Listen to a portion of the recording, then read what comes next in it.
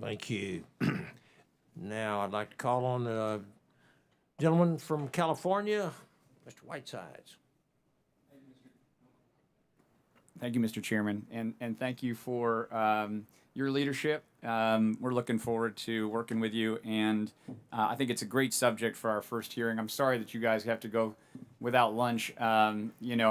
We get to go to other stuff. I'll be quick because I don't have much time. I just want to talk about the pipeline and stability. I was really touched by a couple of points in various points of your testimony. In terms of the pipeline, President Wilson was talking about the Graduate Research Fellowship Program. There's 16,000 applicants last year for only about 2,500 scholarships from NSF. That speaks to the potential to grow the pipeline. I'd love for you to talk about that. But before I do that, I just want to call out, in our district, the 27th, we have great educational pipeline. We have the College of the Canyons. We have Antelope Valley College. I believe that community colleges also have an important role to play as working in concert with the amazing institutions close to us, Caltech, UCLA, all these other amazing places in the NASA facilities that we have, NASA Armstrong and JPL. I have to say I was shocked and disappointed about the freezes. As some of you may know, that happened at a key moment. The math scholarships were paused right at the moment when folks were deciding where they were going to do their postdocs. And so that's a point where we could lose our leadership, right? If people find that the instability, that we're not a stable place, then they could go take them in China or somewhere else. So any comments that you might have in their mind, maybe President Wilson could start on the importance of the pipeline and the importance of stability in promoting that pipeline.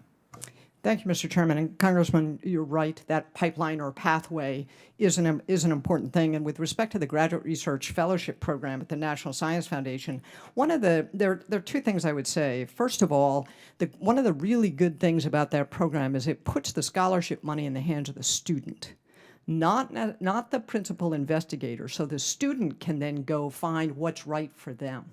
And I think that's really powerful. And it may not be what most university presidents or principal investigators will tell you, right? But I think it's really good for us long term with respect to expanding the pathway and inspiring the next generation. The second thing is many NSF grants don't require that the PI report who they're funding as graduate students. I think that's something to take a look at. And as far as expanding opportunities for American students. And there may be opportunities as well. The third thing I would say is to partner with the states. The National Science Foundation reviews 16,000 grant proposals from students who want to go on to graduate school. No matter what that number is, whether it's funded 2,500 from the NSF or 3,000, there are going to be some qualified applicants who are not funded, but they want to do it. Well, you don't have to review those proposals again. Partner with the states. My guess is that there's an opportunity for the states to fund their own version of a graduate research fellowship program and not even have to re-review the... That's a great idea. So I think that there's an opportunity, and that gets back to strategies to partner rather than just do everything itself. Terrific. Thank you. If I can add to that, the private sector has a very important role to play here as well in offering opportunities for internships, opportunities for co-ops for students, and really augmenting what's available from the federal side. The federal laboratory system, and we talked a little bit earlier on about the role that Idaho National Lab, the National Renewable Energy Laboratory, my former agency of NIST, those fellowships, the chance to get the hands-on experience and to look at inspiring not only those students who are going through it, but everybody that they're talking to, right? It's their families. It's the kids in the elementary schools who are hearing about these exciting opportunities in STEM by the people who are doing this hands-on. If I can just speak in support of the NSF Graduate Research Fellowship Program, I was one of those.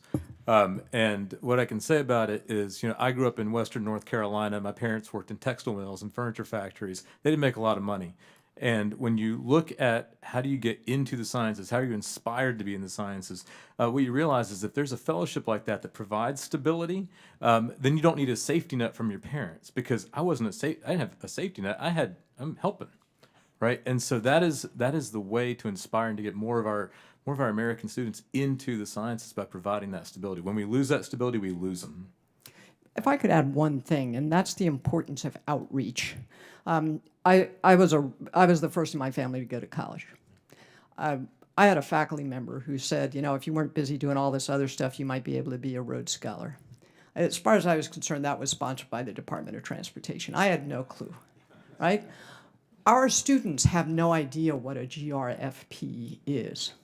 They have no idea what an opportunity of Fulbright might open. And there's, in addition, and attached to my testimony, you will see what outreach does.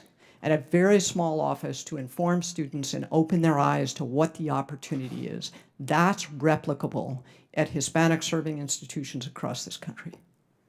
That's my time. Thank you so much.